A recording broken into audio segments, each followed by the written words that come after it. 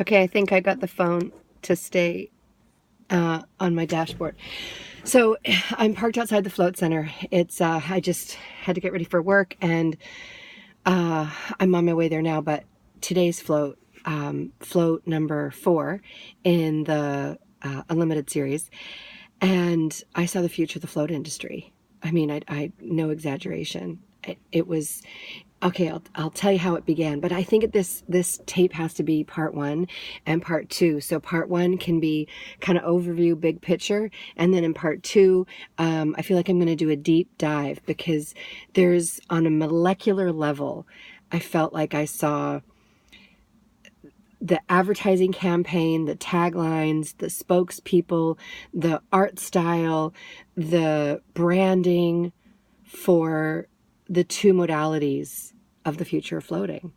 And so I'll start at the beginning with some of the big nuggets.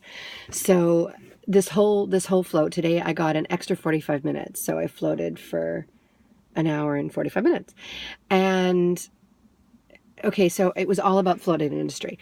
So it began thinking about how all of the names of all the centers are, float this, float that, urban float, float Seattle, float Miami, float wherever, and versions of that. They're descriptive, they're tactical, if you will, informational.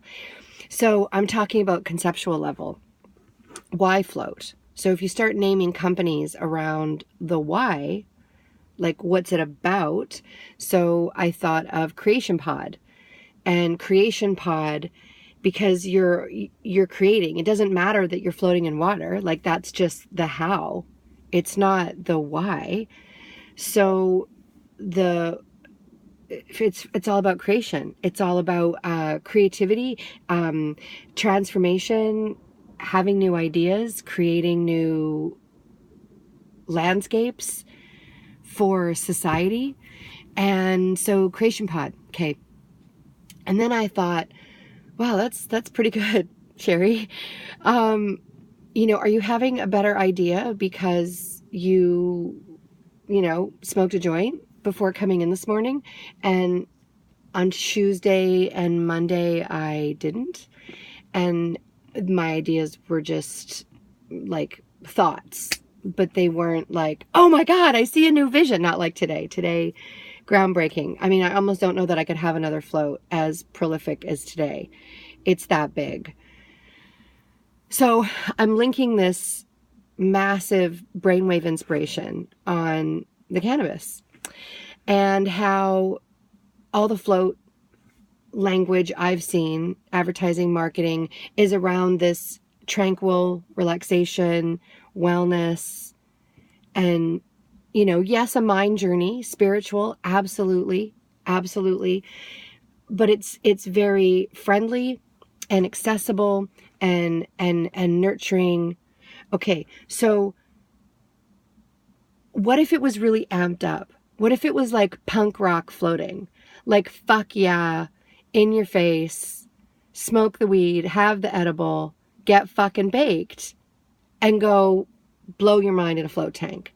What if that's how it was marketed? What if, I mean, you're just accessing rich hippies now. You've just opened up an entirely new global conversation around floating and why float. And you're accessing a different population than you have already. Okay. So then I got real excited, and I started thinking that this brand's called In Your Face, YER, you're in your face. And it's just about putting it in your face. Smoke it, eat it, edibles, I mean, doesn't matter. Just put it in your face. And that brand, it's got to be all the way to Snoop Dogg, right? Dude, I'm talking to you. If this video is still on YouTube and it's in the archives after this is taken off, and we can have a real fucking laugh about August 11th in the car after this float. Just saying. So, and I'm like, okay, and I'm imagining Snoop Dogg being totally into floating, because maybe he's done it. And so the brand's called In Your Face, and it's all, there's going to be strains.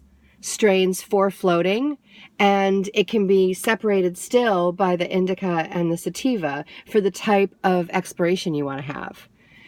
Right. Okay. So just hang on to that nugget. And then I went into Cheech and Chong. Okay. I guess I'm not doing a part 2 because I'm kind of just diving into the stories.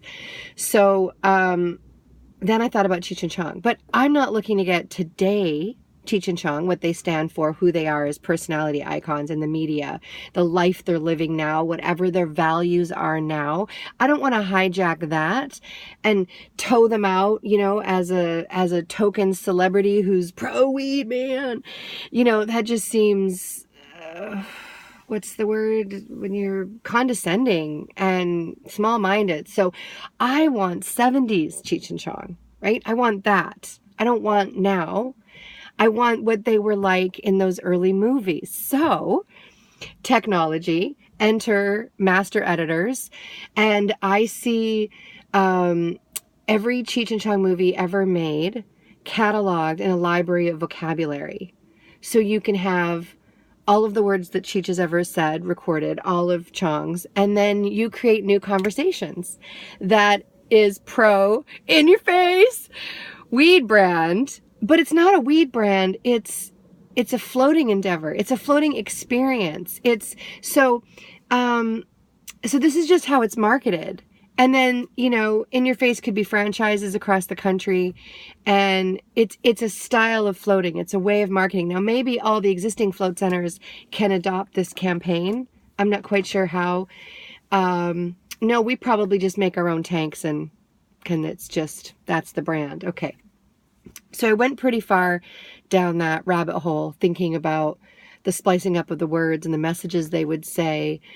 Okay, then I got into more of the physical nurturing embryo, thinking about creation pod, and I thought about rebirthing, because the conversation from the woman at the Office Nomads last night, part of Harmony and Noe's home base event, she does rebirthing therapy. And so I'm thinking about therapy, and Teresa talks about having tanks in hospitals.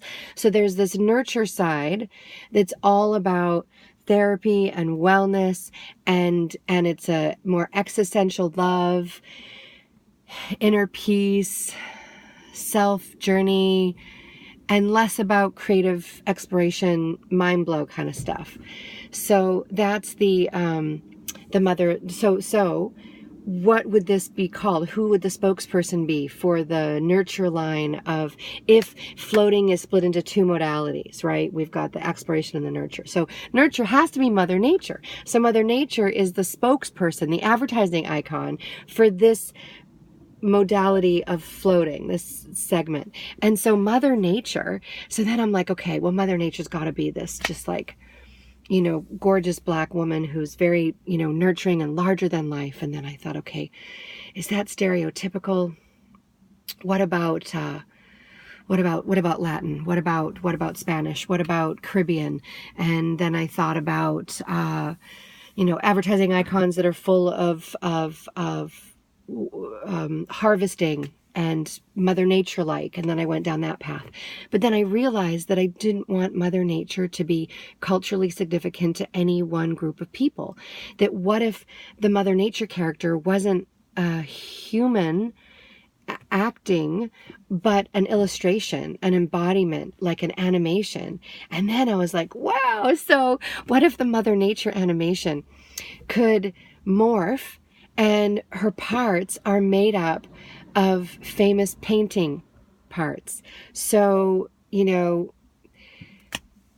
like the Botticelli and the Mona Lisa and you know, Cezanne and Picasso and all the greats from all over the world, from all of the countries. I'm not even equipped to rattle off enough names, but the greats, the global greats of painters.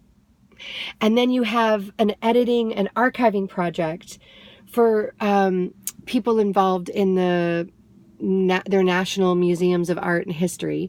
And so now you're putting economy in all these places around art. They're going to capture in body parts. So you've got the head of any painting. You've got the arm sockets, you've got the torso down to the pelvic bone, and then I think 2 legs can come from different paintings. So now you've got 5 parts to choose from. And so you could have a different head with a different body, a different set of arms, but like from the same body, 2 arms from the same body, but then separate legs. So 5 parts. And that is the character that represents Mother Nature. And she can change, not maybe in the same sentence, but like in different scenes, in different ads, in different ways. Anyway, so so then I thought about that. And okay, next it gets a little even deeper. I don't know, was that deep? I don't think that was deep. That was just weird. Okay, now it gets, so what if, how we see ourselves. So first I thought about this couple in relationship, and I thought, what if she could see herself as he sees her? Well, forget the gender. Imagine one partner seeing their spouse as how the other person sees them. So, if your partner is looking at you with all the love and admiration in the world because of how you're showing up and how you're behaving, then you are a god or a goddess to them. And in turn, that's how you see yourself. In that moment, you are a living, breathing representation of a god or a goddess in that moment, because that's how they see you, with so much love and capacity and admiration. Now, what if on the flip side, you're, being a bit of a jerk, and maybe in a moment of weakness, you snap back, you cut somebody off, you, swore at someone out of frustration or anger, resentment, whatever. Then, your partner is going to see a different side of you and reflect that back to you. And so what if we are always a walking reflection of how others see us? Not just our chosen life partner, but what if everyone? What if our coworkers and the stranger down the street and the person in the grocery store? What if we all saw each other? What if we all saw ourselves as a version of how other people saw us? And what if, taking a step further, your appearance changes to you, to them, based on your actions? What if your age also followed that? So, like, act your age, it's more like act, and your age will be decided by the person you're interacting with. They will treat you at the age in which you behave. Right? So age is just a set of stereotypes given to either a childlike or an indomitable spirit. When you're a teenager, maybe you feel invincible and you're risky.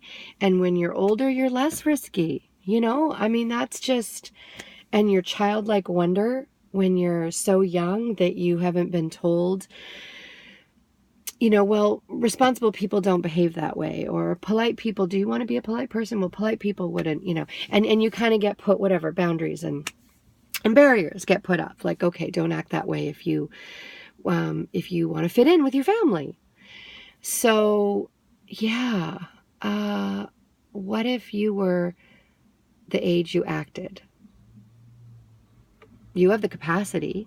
Okay, so then thinking about the float tanks, and these 2 modalities around what I'm calling explore and nurture.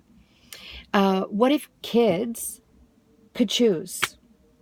They could just choose at any point in, what they need more of right now in the moment. And what if later, as adults, we pick a path, a modality that is prominent, is dominant. And that's where we excel. We're either in the kind of nurturing arts or we're in the exploration arts. And business happens on both sides. The same type of business system would dominate in both realms. Okay, I think I better stop. I think there's some more, but I just see it's getting to 15 minutes and my head's kind of exploding right now with ideas and thoughts and characters and storylines. So there it is. The first dump of in your face. Oh, oh my God, no, I have to, okay, maybe this is part two, because it involves VR. The virtual reality is how you see the reflection of yourself. So you bring the VR industry into the floating industry with the adoption of the cannabis industry. And now you've got these three industries all working together to create these experiences. And next thing you know, dude, we're all plugged in and it's the fucking Matrix, just like Teresa was saying. Oh my God. Full circle. And it's only day 4, people. It's day 4. Wow. Thanks for tuning in.